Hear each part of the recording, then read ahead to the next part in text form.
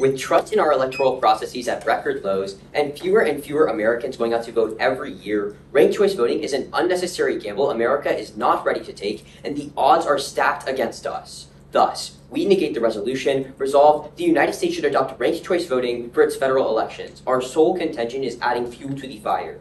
Ranked choice voting undermines our delicate electoral system in two key ways. Subpoint A is the paradox of choice. At a time when voter turnout is tenuous, ranked choice voting makes voting more difficult in the ways that matter most. Ranked choice voting floods politics with new candidates. Walter Shapiro of the Brennan Center explains in 2018 that under a new system, less popular candidates feel comfortable running when they know that voters can rank them without the fear of their ballot being completely irrelevant, leaving them with a backup plan. Thus, anyone with the money, or those who lose their party primaries, can run for office without the fear of stealing support from established parties, which has traditionally kept them from running. While more choice is often seen as a benefit, Dr. Jason McDaniel explains in 2016 that this relies on the faulty assumption that all voters have the ability to get informed about the policies of many candidates outside of these major parties. However, Colin Woodward reports for Politico in 2020 that feeling uninformed in a political environment that is difficult to navigate is one of the central factors deterring people from voting, finding that 48% of non-voters saw an increase in information as making it more difficult to form these opinions. Thus, Belitza confirms in 2017 that too many parties on the ballot will be overwhelming and confusing for voters to make informed decisions, pushing them away from voting in the first place. Worse, Carrie Blazina of the Pew Research Center finds in 2022 that those who tend to keep up with politics are usually the most dedicated and subsequently the most extreme voters. Thus, too many candidates will not only push away the average American from voting, but also leave more extreme views in the mix. Subpoint B is undermining trust. America is in a crisis of electoral distrust, as David Winston of Roll Call explains in 2021 that nearly 60% of both parties don't trust the results of the previous two elections. Completely altering the process through which we decide these elections will only add fuel to the fire, and the consequences will not be benign. The Columbian explains in 2022 that a ranked choice system would undermine confidence in our system. The clarity of having a simple winner-takes-all electoral system has kept some semblance of trust alive. Yet with an entirely new system like ranked choice voting in place, lies and conspiracy theories will more easily gain traction and foster doubt in our democracy. Thus, Irene Dieter of the Almeida Sun writes in 2022 that losing candidates can use ranked choice voting as a scapegoat for their losses. Already, candidates have praised ranked choice voting when they've won elections with it, yet flip when they lose, disparaging it and spreading lies like miscounted ballots. A 2020 study by Jesse Clark of MIT found that ranked choice voting resulted in a significant drop in voter confidence, contributing to the belief that rules are stacked against the voter and their party. Overall, the consequences of ranked choice voting would come to the very fabric of our democracy. Senior fellow Rachel Kleinfeld of the Carnegie Endowment finds in 2022 that the devastation of January 6th would look like a minor incident by comparison to violent political rioting brought on by diminishing trust in voting. Additionally, Dr. Sarah Bush of Yale University finds in 2022 that when people don't trust elections, they are far less likely to vote and participate in it if they don't feel that these elections will produce fair results. Overall, in the most comprehensive study, looking at over 200 cities, McDaniel concludes in 2022 that the adoption of ranked choice voting decreased voter turnout by 5% on average. Thus, to ensure that our system remains simple, we negate. We don't need to know this. Thanks.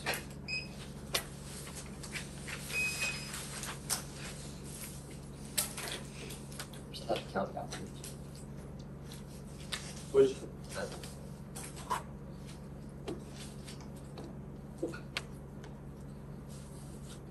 Just as a quick introduction again, my name is Ashwin Anand. I'll be the first speaker for Dougherty Valley. We'll be going pro se.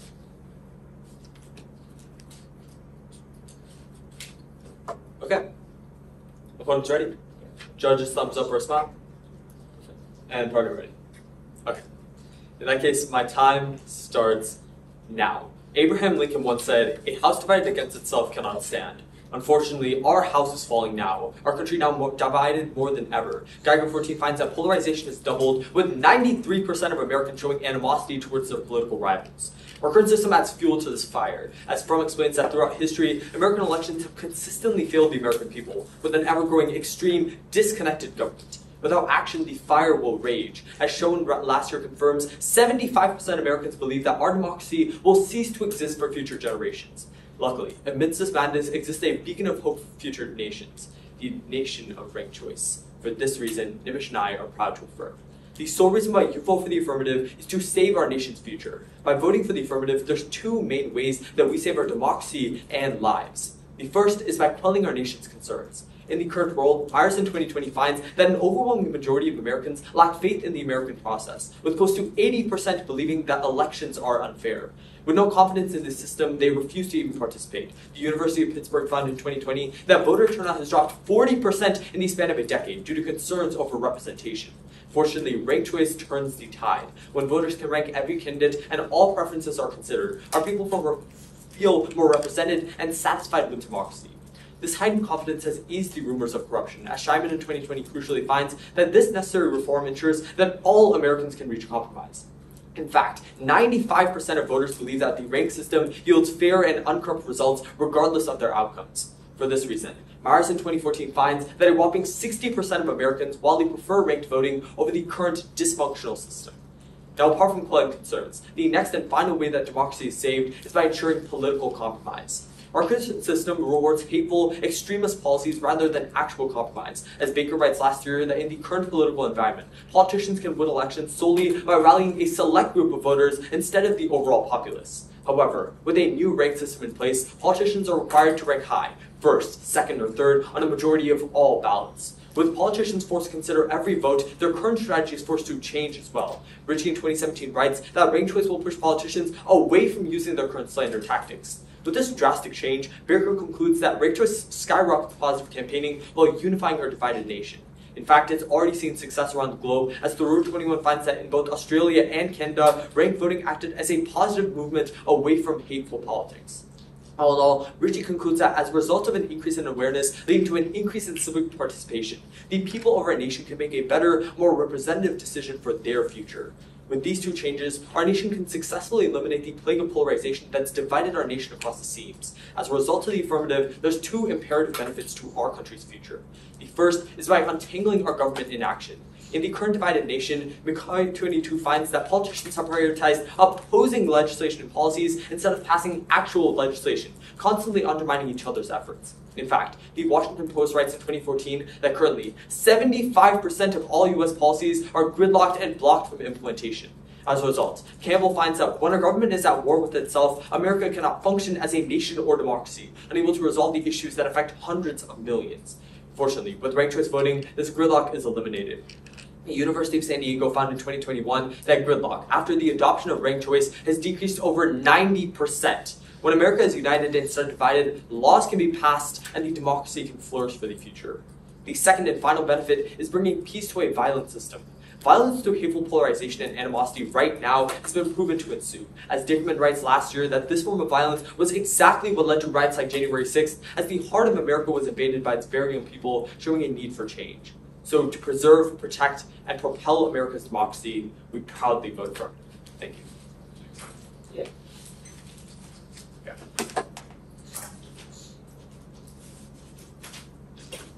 That's 5 seconds. Can I take the first question? Go ahead. Time starts now. Yep. Why does ranked choice voting decrease gridlock?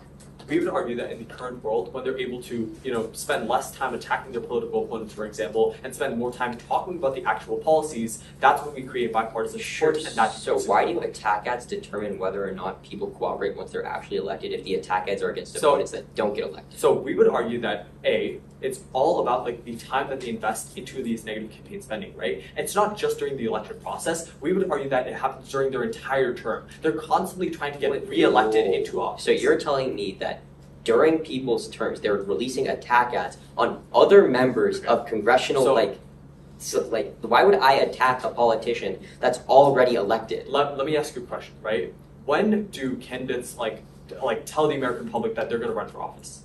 During their candidacy. Sure. No, they probably launched it about 6 months to a year before. Great, yes? But I'm not attacking people that are already elected. The can I finish? Sure. The gridlock that they're talking about solving in 2014, one, their article talks about other structural factors from the Washington Post, but second, there's no reason why I would attack someone that's already elected. So what I argue is that in the campaign process, or even during their actual term, they're still attacking and spending a lot of their time and a lot of their resources towards the negative campaigning. Okay. What we argue is that these resources are distributed back to the legislation process. If that's true, I have a question. if that's really quickly, if that's Sure. true, can you give me an example of the U.S. specifically? Of the U.S. specifically, where attack ads increasing. Why would Just when ranked choice voting was implemented in a place Sure. in the United States, Okay. where did attack ads increase? we would argue that no, we're saying that after ranked choice was implemented, attack ads decreased, and Sure, then decreased. in turn, gridlock policymaking. Sure. So where did it decrease?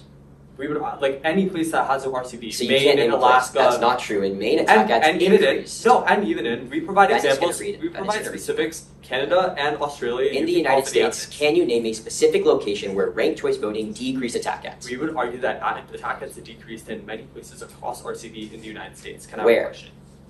Where? Any place that's implemented. That's just not true. You don't have any evidence.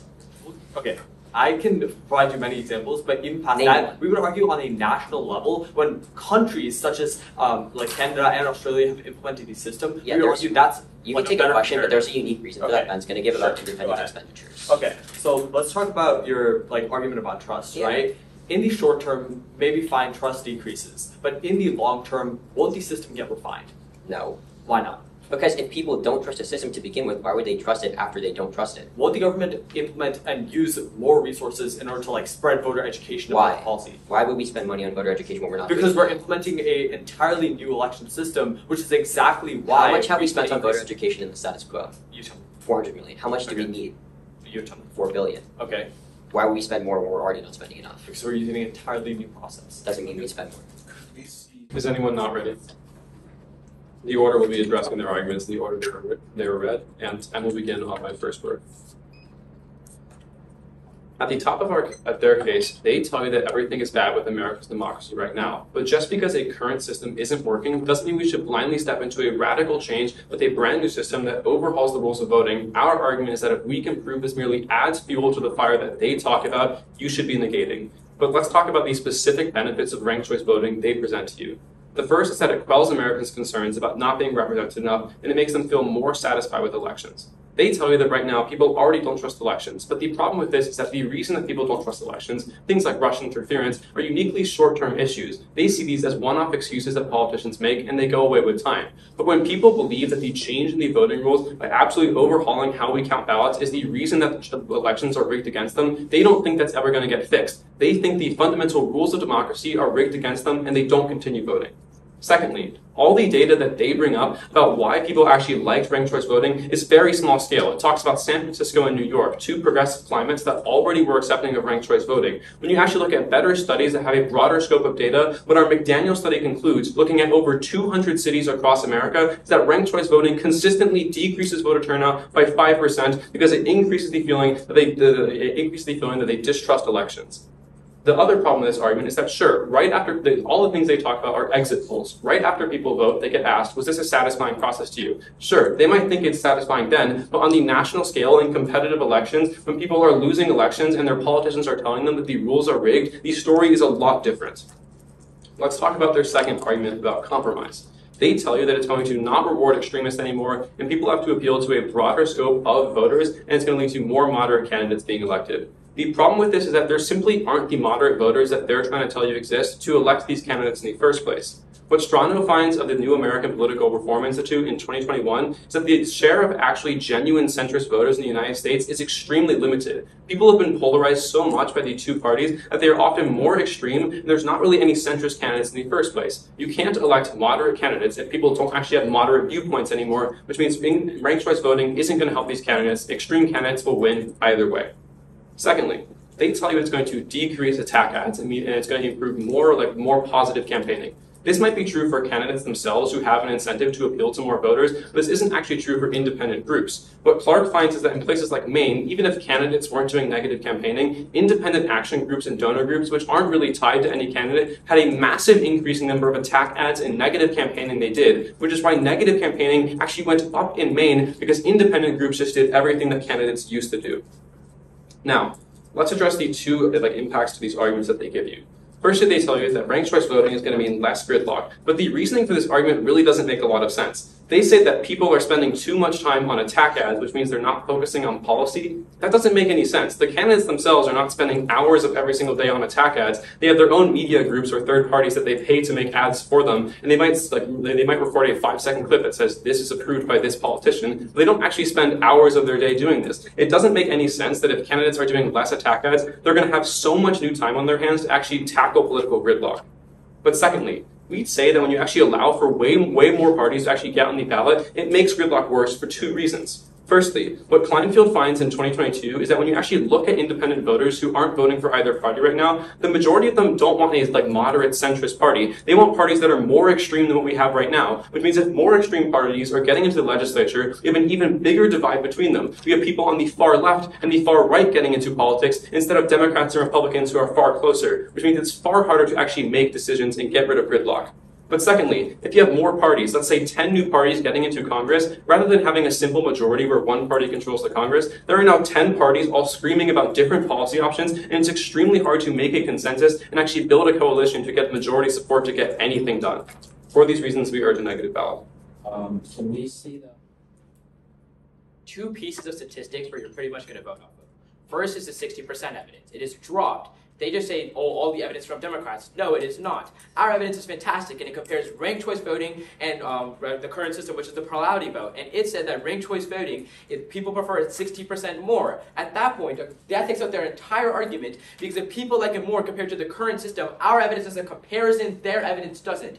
But the second is the 95% evidence. 95% of people believe that the current system is not fair, as the current system is not fair, and that 95% actually believe that RCV is fair and not corrupt. At that point, if that is true and is not responsive to all of their arguments, because it proves the fact that people trust ranked choice voting in the status quo and people believe it's fair, at that point, that takes out their top response and it takes out their entire case.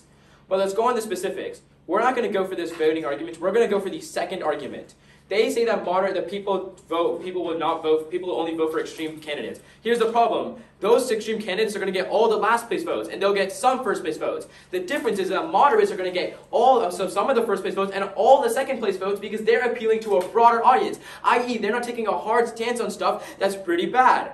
Next they say that negative campaigning went up in Maine. Look at the evidence. The evidence is actually cherry-picked. It compares to a 2014 election where the incumbent already actually secured a seat, meaning they were going against someone who was pretty much guaranteed the election and literally won by 70% of the votes.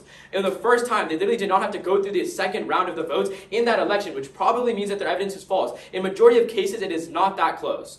But let's go on to the impacts. They say that they've conceded the 90% evidence, which is the third piece of evidence that you're going to vote off of. It is so good. It says that under ranked choice voting, political gridlock decreased by 90%. This groups all of their responses in our case and already takes it out alone, because it proves that in the status, that proves that under ranked choice voting we decrease political gridlock, but it also takes out all of their responses because clearly it is not true. They say that there's no reasoning by media groups. No, when you have things like, when you talk more about policies, i.e. when you appeal to a broader audience, then you're talking more to people about policy, meaning you're engaging in a lot more and passing a lot more policy instead of just not caring about the policy because you're focusing on campaigns. They say that people, again, elect more moderates. Again, we already responded to that above, and the 90% kicks out of everything. 90% is like such good evidence. You should read it.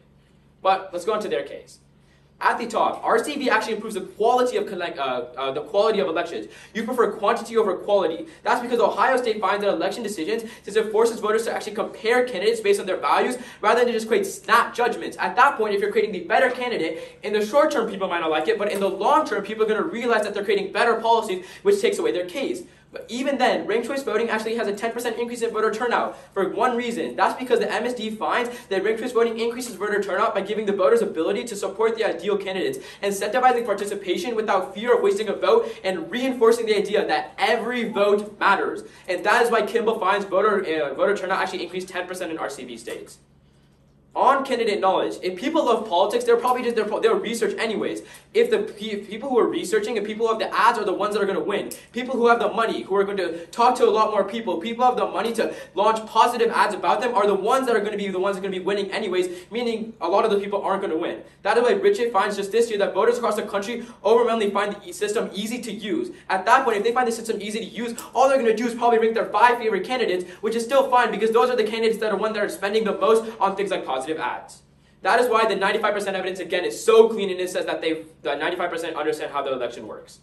But on confidence, first, half of most Americans lack confidence the election will reflect the people's will. Half of Americans think that elected officials will successfully overturn the results in the U.S. election because our party did not win. It happens in either world. People both agree in either world that, oh my god, if I lose, the election is rigged, and they're going to say ranked choice voting is good. Meaning the argument is probably non-unique. In fact, you can turn the argument because ranked choice voting actually increases confidence. According to Goldberg in 2022, ranked choice voting can choose candidates that represent their true values instead of being forced to pick either between two options. Remember, 3 pieces of evidence, they're all statistics, they're all pretty great. Thank you, and vote for 1112. Are you ready for the first one? Yeah, you can get the first question. All right, you want to stay? So, this evidence is so great. Let's talk about the 90% evidence. Yeah, so, not responded to. Yeah, well, I do respond to it. What countries does this look at? I don't know, but this was not in rebuttal. I do make 2 responses in rebuttal. You respond to the argument, but you don't respond to the 90% evidence. Cool. Your 90% evidence is talking about other countries. The responses I make... I'm pretty sure it's talking about Santa Fe. Can I please finish? Yeah. The responses I make are specific to the United States and the current federal kind of gridlock that we have. Even if your study says that there is 90% decrease in gridlock in like a single city or in a different country, I gave you specific reasons as to why on the federal level, when we have more parties, it makes the problem worse. You can't just assert statistics and not respond to reasoning and expect to win the argument. No, because if your reasoning is historically disproven, our argument is still true. Even then, the 90% evidence looks, I think, Santa Fe and San Diego, which I think were both had some sort of a lot of elections with a lot of candidates, and it still said a 90% decrease in gridlock. That's not true. No. Well, this was not in rebuttal. The indictment was just not in rebuttal. Here's the problem, though. I give you specific reasons why on the federal level, when you have way too many parties on the ballot, gridlock is going to get worse. You can say there's a 90% decrease in gridlock, but if you don't respond to those reasons, it's not going to work on the federal level. No, but it is, though. That's what our argument says. But can I get it? I'll take it. You can start it if you want, but sure. Okay. So let's go into your C2. So if you tell me that people under ranked choice voting are going to blame ranked choice voting, then aren't they just blaming them under the current system too? Yeah, so I actually respond to this in my rebuttal, which actually doesn't go responded to. What it talks about is that, sure, there are one-off issues that people can find. For example, in 2016, it was Russian interference. But uniquely, voters see those things as one-off issues. The problem with ranked choice, and that's why they continue to come back to the polls. The problem with ranked choice voting is that the reason that people don't trust elections is because the fundamental rules of how we count ballots are rigged against them. At least that's what they perceive. But my argument is that in the current system, if people, the warranting that you read in case is that people lose when people lose and they get pretty angry and then they do exactly what you said, where they say a bunch of stuff and make it seem mistrustful. But aren't they also going to make it seem mistrustful if we have the current system? Because if they lose in the current system, they're going to be like, oh my god, we should move to ranked choice voting, which means that it happens in either world. What I just told you is that when you have one-off issues like this is not a one-off issue, this is in general. Can I please respond really quick?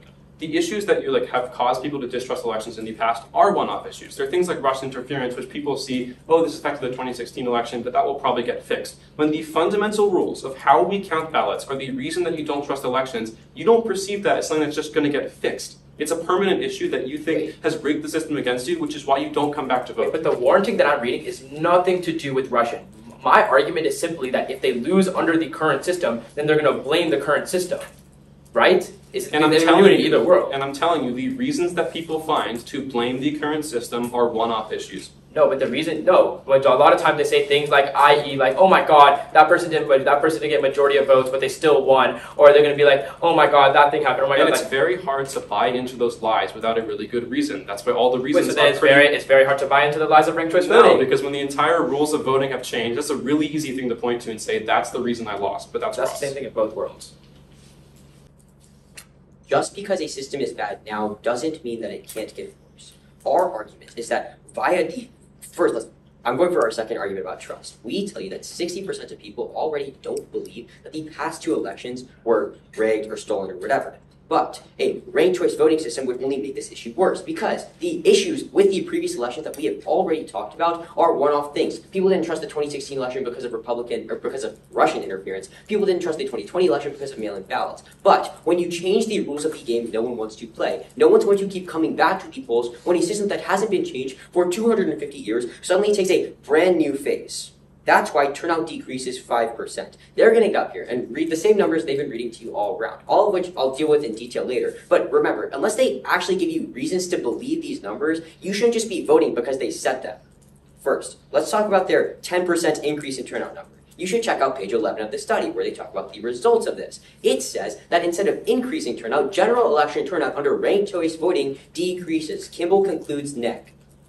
Either way, they're also going to come here and say that people are always going to make excuses about why elections are rigged. That may be true. Again, if you have a long-term reason, people won't vote anymore, which is why our analysis is the best in the round and finds that voter turnout decreased 5% in a study of over 200 cities. The round is incredibly clean.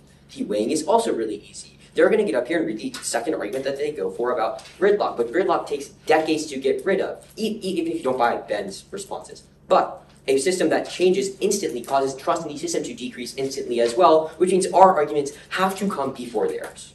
Let's go to their arguments. They're going to keep citing this 60% evidence that says 60% of people prefer ranked choice voting. What they miss is Ben's evidence, or Ben's analytics, sure, which finds that these are just exit polls, right? As soon as you leave the booth, they're like, were you satisfied, yes or no? That's not what we're talking about. We're saying when the results of the election get published, people don't trust them, people aren't satisfied by them, which is why the Clark evidence from MIT is completely dropped and finds that voter confidence significantly decreases in a ranked choice voting world. But then, even if you want to believe these studies, like the 95% evidence they're going to get up here and extend, they are focused around places like San Francisco and New York, which are liberal areas, which were already trending towards their conclusions. You're always going to prefer the McDaniel evidence, which is 200 cities. If you want to vote on data, you're voting neg. If you want to vote on actual reasoning, you're also voting neg. Because the reasoning why people aren't satisfied is because their candidates lose more often. If there are more candidates lose more often. Then, on their argument about compromise, what they miss is that there are literally no moderate voters left. We both agree America is polarized. If there are no centrist voters left, the extreme voices that they talk about not getting elected will certainly get elected, and the moderates they talk about getting elected will not get elected.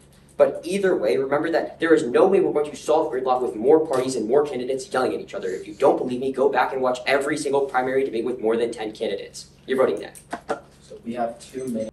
So, quick order. It's going to start off on the app side, mainly just focus on the second link, and then go on to the first impact, and then we'll go on to the negative side. Okay. In that case, opponents ready? Judges? And partner. My time starts now. With a failing system and a need for progress, it's the affirmation that wins this round on our second link. Our second reason about quelling concerns is simply second reason about political compromise is simply the most important argument in this round.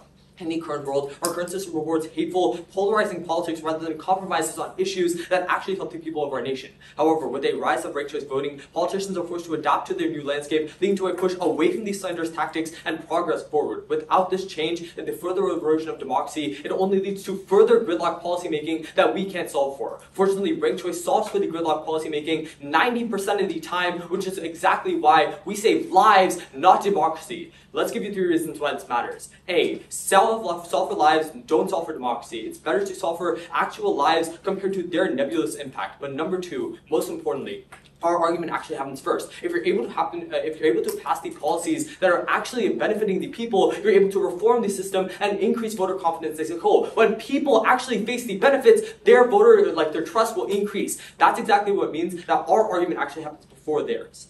Now let's go on to their responses.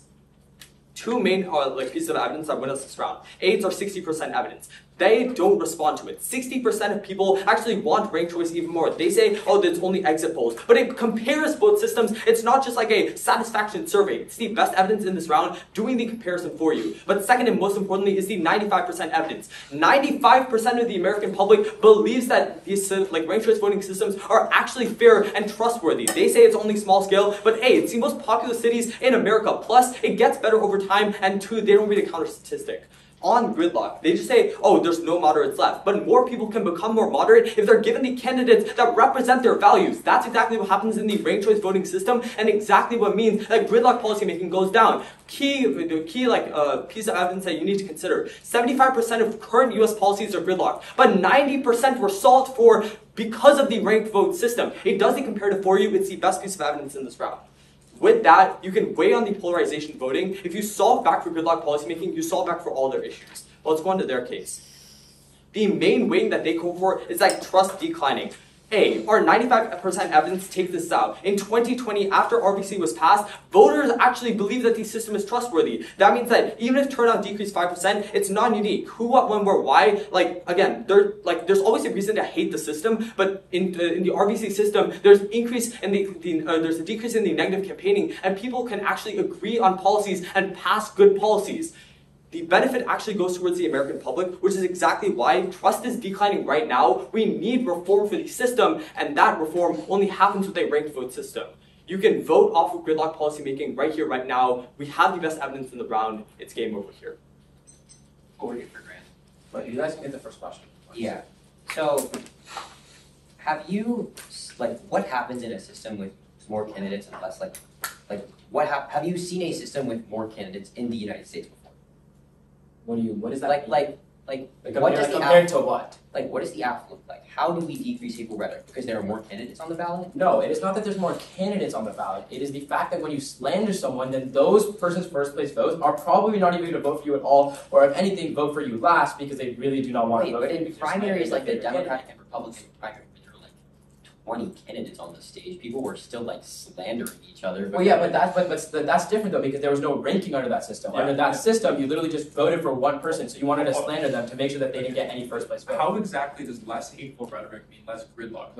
Your argument is reliant on the fact that more moderate candidates are elected, correct? That's right. Yeah. Yeah. So there's two things. One, when more moderate candidates are elected, then you're actually passing policy because there's currently Republicans and Democrats are always fighting over policy. Moderates are in the middle. They can make compromise. But the second thing is the negative campaigning part is that when you have increased more negative campaigning, then you're not actually going to talk about the policy to the people. Instead, you're talking to the people about how bad the candidates are. When you're talking to people about how the policies are, you're creating a lot more discourse on the policy, which increases the chance of the policy being passed. So just to clarify, the argument is dependent on the fact that we do have more moderates who compromise more in the legislature. It doesn't necessarily have to be that though. Not even just about the moderates, right? As long as even the polarized people have to meet some type of middle ground, they're able to pass policies. Yes, and that middle ground is moderates. It doesn't have to be an independent moderate person. It can still be the same. It can be a decreased polarized person in and the how same do you decrease polarization? Because they have to meet the middle. Wait, hold on. Even independent. How do you decrease? Wait, so let me explain it. Even then, we also say this is the negative campaigning part is that when you create discourse about a policy, then you increase the chance of the policy actually being passed. So we need either moderate candidates or moderate voters, correct? Not necessarily. If there's no moderate voters to appeal to, then what do they do? Okay. How do you decrease negative rhetoric without candidates that don't have negative rhetoric? Okay, that's not what we're saying. We argue that in the same political sphere, with the same candidates, they all have to cater to some type of middle ground in order to gain the most you have votes. to cater to moderate voters. Sure, fine. That's Okay, all has to cater to you moderate can take a voters, question. and also Oh, cater yeah. to the We've been on this. You can take a question. Go for it. So, I am still really confused about this argument, the second argument. So, Yeah. let's just say that I don't like the current system, and so let's just say I'm a person that's running for office, and I lose the election. Why can't I go up there and be like, our current election sucks because in the current system it's only first place votes and not appealing to everybody? The problem with that, which we've explained in every single speech, is that it's very hard to find a genuine excuse for why you lost. The excuses you're going to I just gave you an excuse. Okay, can I please finish my response? The excuses you're going to find are things like Russian interference, which again are like one-off conspiracy theories. When people think that the fundamental rules being changed from our current system to ranked choice voting is the reason they're losing, that's a fundamentally long-term problem that they don't cover. Still a short-term issue. We'll take the rest of our 1 minute. 1 minute. 1 minute, how many seconds? 2 seconds. Okay. Starting. The order will be our argument, comparing our arguments, addressing theirs. Time will begin on my first word. In their next speech, they're going to keep telling you these same numbers they've been telling you throughout the entire round, but they have never contextualized or explained why those are relevant at the federal level, whereas we do.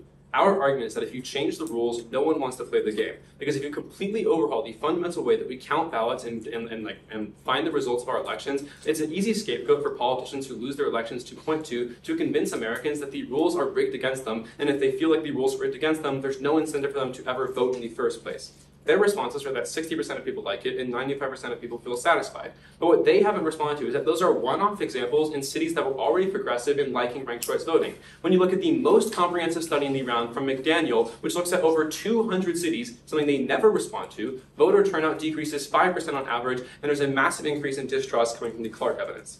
Secondly, they're going to continue to tell you that people will always find a reason to not like elections. But what they also aren't responding to is that the reasons under our current system that people will not trust elections are one-off issues like Russian interference. But when the fundamental rules of democracy, how we count ballots, is the reason people think it's rigged against them, they don't think that's ever going to get solved, so they don't come back to vote, whereas the other problems are very short-term.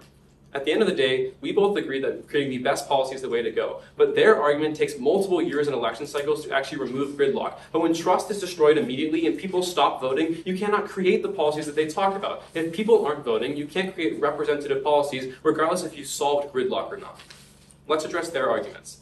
They concede in Crossfire that to win their argument, moderate candidates, or at least you have to appeal to moderate voters for this argument to be true. But they have not responded to the Strano evidence, which finds that these moderate voters almost don't exist. The majority of people are far more extreme than that. There is not a moderate voter base who either, one, elect moderate candidates, or two, appeal to in the first place. This isn't responded to if their argument isn't true. Secondly, they tell you that it decreased gridlock 90%. This is one example. They don't respond to the two reasons why it's going to make the problem entirely worse. Because with more parties, it's harder to form a consensus. And two, the majority of people want more extreme parties, which just polarizes us further, makes it harder to make decisions. All of that's conceded. It's really easy ballot for the negative. The order is going to be the weighing debate, and that's going to go to our case there. Everyone ready? My opponents say that our argument is the long term. There's no reason to why it is a long term. If anything, our argument still happens. When you vote for ranked choice voting, then people are just going to pass policy immediately because the people who appeal to a broader audience are going to start passing a lot more policy immediately. Like, it's simple. There's no warranting that they give. At that point, the only warranting that Oshman gives you, and the only thing that's ever given in the round in terms of weighing, is that when you have ranked choice voting, you help save lives. What the hell does decreasing democracy even mean? There's no reasoning to what that does for the round. If anything, you actually save physical lives and to save people, which probably is prefer our argument. At that point, let's go to our case.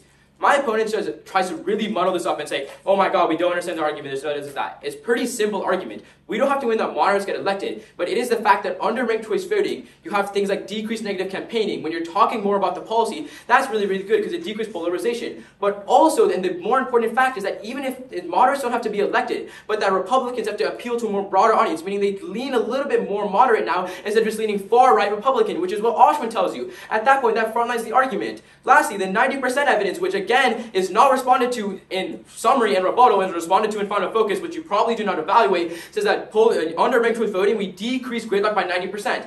This automatically proves the round because one is the only example given in the round, and two is the only statistic ever given on the impact of specifically gridlock, meaning all of their responses clearly don't apply because it is not empirically proven. Empirically, ranked choice voting decreases gridlock by 90%. At that point, all of the responses don't apply, it's just all grouped. Let's quickly go on the next couple of responses. We're winning the weighing and we're winning gridlock.